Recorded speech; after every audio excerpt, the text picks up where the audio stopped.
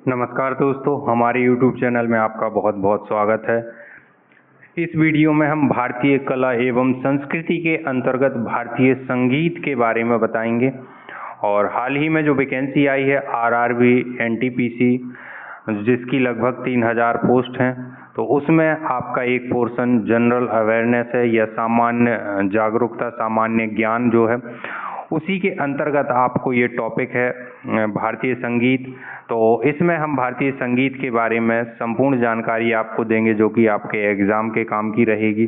अब भारतीय संगीत की परंपरा, भारतीय संगीत क्या कहलाता है? जो नाद और लय के माध्यम से हृदय की सूक्ष्म भावनाओं की अभिव्यक्ति को ही संगीत कहते हैं, जिसका मतलब आप अपने गले की आवाज़ से एक लयबद्ध तरीके से जो शब्दों का उच्चारण करते हैं, जिसके माध्यम से आप अपनी भावनाओं को प्रदर्शित करते हैं, उसी को संगीत कहा जाता है। भारत का जो संगीत है वो ऋग्वेद और सामवेद में आपको मिलता है। सामवेद को भारतीय संगीत का जनक भी कहा जाता है। तो यहाँ ऋग्वेद में कुछ ऋचाएँ हैं और सामवेद में बहुत सारा उल्लेख किया गया है। संगीत के बारे में बहुत सारी जानकारी दी गई है। सामवेद में विभिन्न प्रकार के वाद्य यंत्रों का भी वर्णन किया गया है कि कैसे कैसे वाद्य यंत्र हैं, किन किन वाद्य यंत्रों के साथ संगीत गाया जाता है, उसके बारे में भी बताया गया है।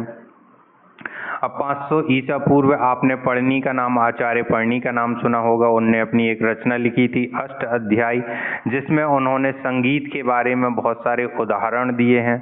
और फिर एक ऋक् प्रातिशाख्य नाम की एक रचना है जिसमें संगीत के सबसे पहले सिद्धांत प्रतिपादित किए गए हैं। तो ये जानकारी आपके काम के इतिहास के पर्पस से, तो इसको जरूर पढ़ लें। पढ़नी की अष्टाध्यायी के बारे में देख लें, ऋक् प्रातिशाख्य के बारे में देख लें, ठीक है। अब ऐसी मान्यता है कि संगीत जो बनाया जाता है, संगीत का जो पैमाना होता है, उसमें ललित कलाएं होती हैं, ताल होते हैं, सुर होती और एवं लय। तो इनके बिना संगीत आपका पूरा नहीं हो सकता। तो ये पैमाना है, इन चीज़ों को मिला के ही संगीत बनाया जाता है। इन सब चीज़ों के सम्मिश्रण से क्या बनता है? संगीत बनता है हमारा। अब संगीत में 7 सुर होते हैं जो कि बहुत ज़रूरी होते हैं, जिनके बिना संगीत अधूरा रहता है।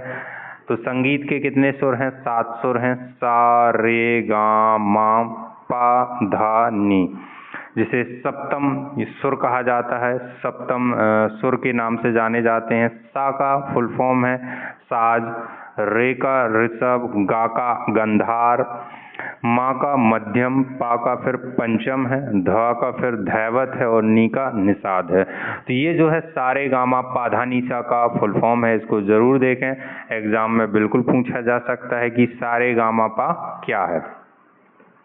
तो इसको देख लें एक बार। उसके बाद संगीत का जो है विभाजन किया गया है। आधुनिक काल में 3 प्रकार के संगीत को डिवाइड या देखा जाता है, 3 प्रकार में विभाजित किया गया। शास्त्रीय संगीत जो पुराना परंपरागत जो संगीत है, जिसमें शब्दों की अलावा ध्वनि का सर्वाधिक महत्व होता है, जिसे हम शास्त्रीय संगीत कहते हैं।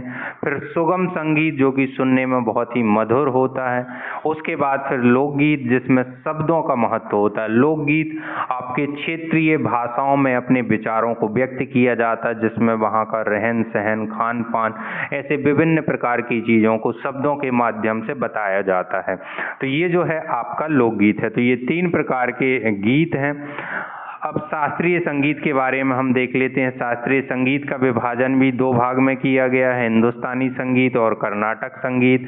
कर्नाटक संगीत बहुत ही प्राचीन है और उसका भी प्रचार प्रसार भारत में बहुत ज़्यादा है, इसलिए ये भी बहुत महत्वपूर्ण है। अब हिंदुस्तानी संगीत के बारे में आपने ज़रूर सुना होगा, ध्रुपद गायन, धमार गायन, ख्याल। तो ये जो है विभाजन है और ये एक शैलियाँ हैं, अलग अलग शैली हैं। शैली जो कि आपने देखा होगा, संगीत के अलग अलग प्रकार होते हैं। यदि आप किसी एक शैली में गा रहे हो तो उसकी शब्दों की बनावट, शब्दों की रचना और जो व्याकरण, स्ट्रक्चर एक अलग होगा, तो उसे उस शैली में रखा जाएगा। तो यहाँ पर ध्रुपद, धमार, ख्याल, जैसे ख्याल गायन जो है बहुत ही प्रचलित है। ये जो है विचार और आपके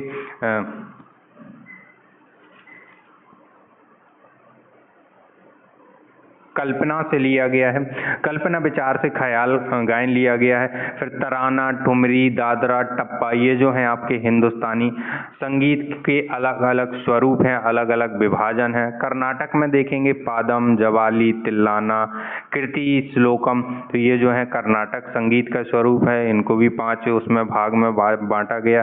फिर दूसरे नंबर पर आता है हमारा सुगम संगीत का विभाजन। तो सुगम संगीत के अंतर्गत जो सुनने में बहुत ही मधुर लगते, अच्छे लगते हैं, जैसे भजन हो गए हमारे, गीत, गजल, कव्वाली हो गई आपकी। कव्वाली आपने बहुत ज़्यादा सुनी होंगी, कव्वालियों को बहुत लोग पसंद करते हैं। डिस्को, जिसमें डांस बहुत ज़्यादा किया जाता है, और पॉप गीत जो कि आधुनिक कल्चर के अंतर्गत आते हैं। तो ये जो है हमारे सुगम संगीत कहलाते हैं। फिर तीसरे पर आपका लोकगीत, जिसमें आपके क्षेत्रीय भाषाओं में जिसे बनाया जाता है, जो कि अलग अलग राज्य के अलग अलग लोकगीत हैं और अलग अलग भाषाएं हैं। भारत जो है विविधता वाला देश है, जिसमें अलग अलग कल्चर के लोग रहते हैं। तो हर एक राज्य में आपको ढेर सारे लोकगीत मिल जाएंगे। तो कुछ यहाँ लोकगीत बताए गए हैं सिलेक्टेड, जैसे पंडवानी आपका छत्तीसगढ़ में गाया जाता है, बम्बुलिया मध्य प्रदेश में है, लेजा गीत बहुत ही प्रसिद्ध, ददरिया ये भी मध्य प्रदेश बुंदेलखंड के, रैलो गीत भील जनजाति के द्वारा गाए जाते, चैत परब गीत जो कि आपके फसल की कटाई के समय। तो ऐसे सभी गीतों का कुछ ना कुछ महत्व होता है और उसके पीछे एक कहानी होती है। जब आप इनके शब्दों को सुनेंगे, उसका अर्थ समझेंगे, तो इसमें एक मीनिंगफुल मैसेज दिया रहता है लोकगीत में। धनकुल गीत, हरदौल की मनौती आपने देखा होगा, बुंदेलखंड में जुझार सिंह और हरदौल नाम के 2 भाई थे। तो हरदौल की मनौती जब किसी का विवाह होता है तो उस समय गाई जाती है। चौकड़िया फाग जो है, फाग बहुत ही प्रसिद्ध है। आल्हा गायन, आल्हा उदल के ऊपर लिखे। लावनी महाराष्ट्र का बहुत ही फेमस है।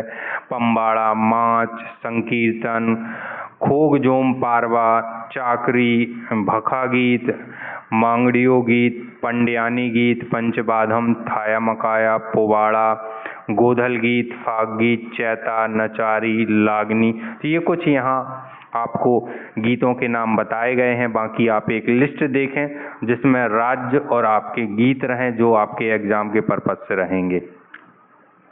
उसके बाद भारत के कुछ प्रसिद्ध संगीतकार यहाँ पर आपको बताए जा रहे हैं जो कि बहुत ही फेमस है और अक्सर एग्जाम में आते हैं। और इसमें कैटेगरी कैसे बनती है, क्वेश्चंस की 4 ऑप्शन दिए रहेंगे और पूछा जाएगा कि इस व्यक्ति का संबंध किस क्षेत्र से है, संगीत से है, गायन शैली से है, नृत्य शैली से है, वाद्य शैली से है। तो इस टाइप के क्वेश्चंस आपके आएंगे। या फिर और कैटेगरी डिवाइड कर देंगे कि चित्रकार है, कि आपका थिएटर आर्टिस्ट है। तो इस टाइप के आपके क्वेश्चंस रहेंगे, तो आपको याद रखना है।